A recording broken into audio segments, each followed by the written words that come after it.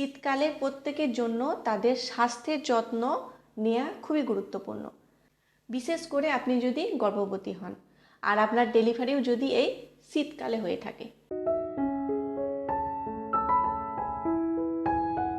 Hello, আমি Olivia suggestion আপনাদের সবাইকে ওয়েলকাম এবং অনেক অনেক ভালোবাসা। তো আজকে আমি আবার নতুন একটি ইনফরমেটিভ ভিডিও নিয়ে আপনাদের সবার সামনে চলে এসেছি। তো আজকে ভিডিওর টপিক হলো যে তাদের ডেলিভারি ডেট ডিসেম্বর, জানুয়ারি এবং ফেব্রুয়ারি মাসে আছে, মানে শীতকালটায় আছে।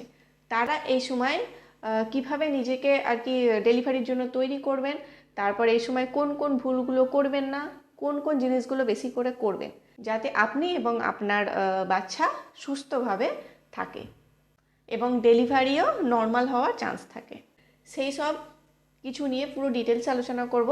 তার আগে আপনি যদি আমার চ্যানেল নতুন হন তাহলে পুরো ভিডিওটা দেখার অনুরোধ রইল। দেখে যদি আপনার ইনফরমেটিভ মনে হয় তাহলে অবশ্যই কিন্তু চ্যানেলটিকে সাবস্ক্রাইব করবেন। ভিডিওটা ফেসবুকে দেখে থাকলে অবশ্যই পেজটিকে ফলো করবেন। তো আপনারা সবাই জানেন যে ডেলিভারির আগে আগে মানে ধরুন 8 মাস থেকে কিংবা 9 মাসে ওই হোয়াইট ডিসচার্জের পরিমাণ কিন্তু একটু বেশি বেড়ে যায়। কারণ এই সময় বাচ্চা নিচের দিকে থাকে, মানে বাচ্চার মাথা নিচের দিকে থাকে, যার ফলে সে কী করে মাথা দিয়ে কিন্তু বারবার ওই ইউরিনের জায়গায় কিন্তু করে আঘাত করতে থাকে। তো এর ফলে হোয়াইট ডিসচার্জের পরিমাণটাও কিন্তু অনেকটা বেশি বেড়ে যায়।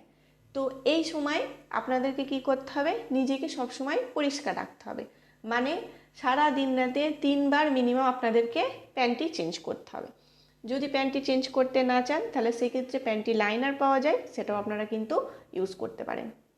নেক্সট হলো এই 8-9 মাসে একটু দেখবেন বারবার আপনার ইউরিন হচ্ছে।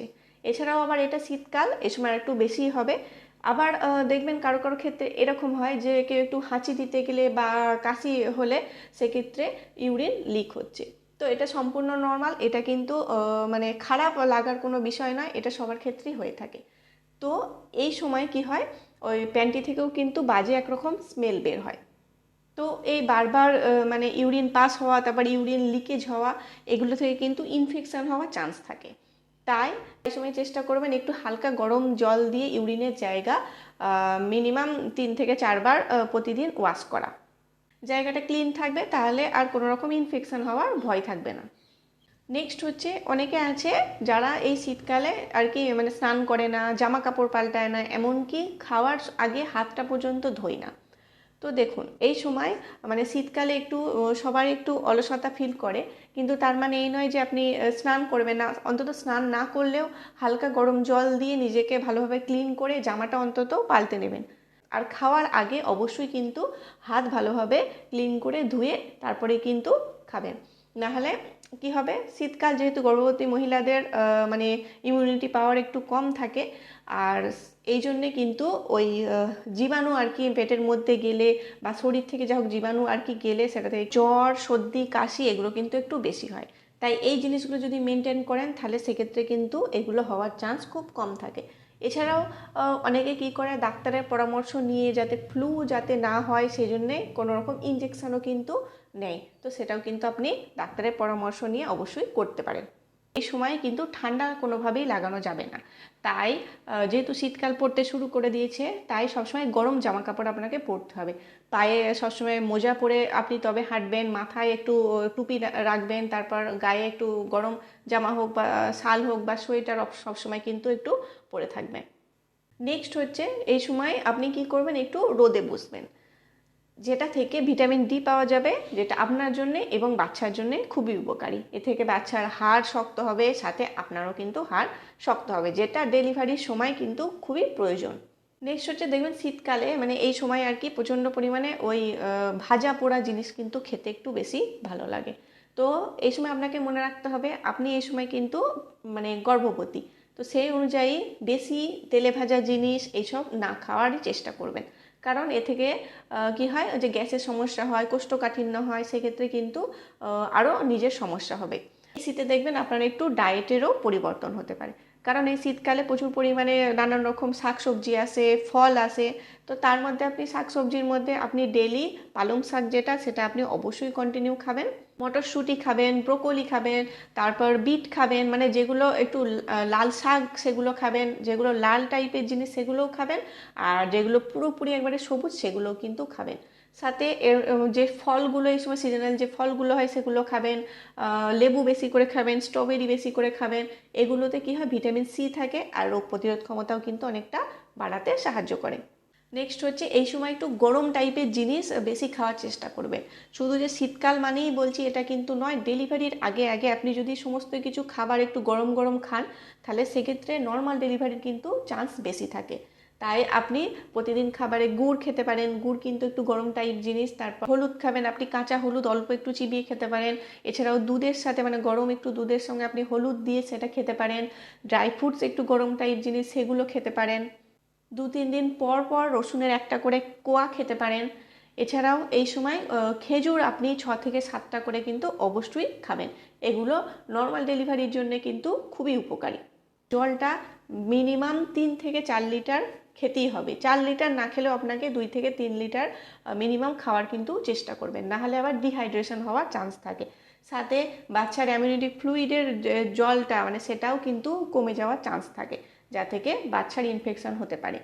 তাই জলটা কিন্তু 8 থেকে 10 গ্লাস অবশ্যই খাওয়ার চেষ্টা করবেন।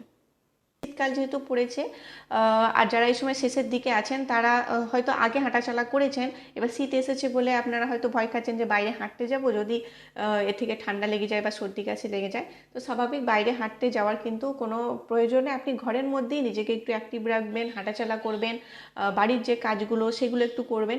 তবে এই সময় চেষ্টা করবেন যে থালা বাসন যেগুলো সেগুলো কিন্তু না ধোয়ার বা না মাজার, কেন এই সময় জল প্রচণ্ড পরিমাণে আপনাকে ঘাঁটতে হবে। আর 2-3-4 বেলা তো আপনাকে মানে থালা বাসন ধরুন মাজতেই হবে। তো এই সময় এই থালা বাসন মাজাটা আপনি একটু অ্যাভয়েড করবেন, নাহলে ঠান্ডা লাগার চান্স থাকতে পারে। নেক্সট হচ্ছে যারা এক্সারসাইজ কন্টিনিউ করে গেছেন প্রথম থেকে, তারা কিন্তু শীতকাল মানে যে এক্সারসাইজটা একটু বন্ধ রাখবো, একটু অলস লাগছে, এগুলো কিন্তু করবেন না, এক্সারসাইজটা কন্টিনিউ করে যাবেন। নেক্সট হচ্ছে দেখবেন গর্ভবতী মহিলাদের আর কি শেষের দিকে একটু চুলকানির সমস্যাও কিন্তু হতে শুরু করে। ডেলিভারির আগে আগে তো হয়ই, ডেলিভারির আবার 2-3 মাস আগেও কিন্তু এই চুলকানির সমস্যাটা দেখা যায়। তো তার জন্য কি করবেন, বেশি কিন্তু গরম জলে স্নান করবেন না। মানে জলটা গরমই, শীতকাল স্বাভাবিক একটু গরম করতে হবে, কিন্তু বেশিক্ষণ ধরে কিন্তু সেই জলে স্নান করবেন না। এতে কি হবে, মানে ত্বক আর কি ড্রাই হয়ে যাবে, এ থেকে জন্য কিন্তু চুলকানির সমস্যা হবে। এছাড়াও আপনি স্নান করার পর হোক কিংবা দিনে 2 থেকে 3 বার বডি লোশন, যেগুলো ক্যারামাইনযুক্ত যে বডি লোশনগুলো সেগুলো আপনি ইউজ করতে পারেন। যদি বডি লোশন কারো স্মেলের জন্য ইউজ যদি না করতে পারে তাহলে সেক্ষেত্রে সে নারকেল তেল যেটা সেটা ইউজ করতে পারে, অলিভ অয়েল ইউজ করতে পারেন। তারপর বাচ্চাদের যে বডি লোশনগুলো হয় সেগুলো কিন্তু অবশ্যই ইউজ করতে পারেন। নেক্সট হচ্ছে যেটা সব ডাক্তারবাবুরা বলে থাকেন যে এই সময় চিন্তা কিন্তু বেশি করবেন না।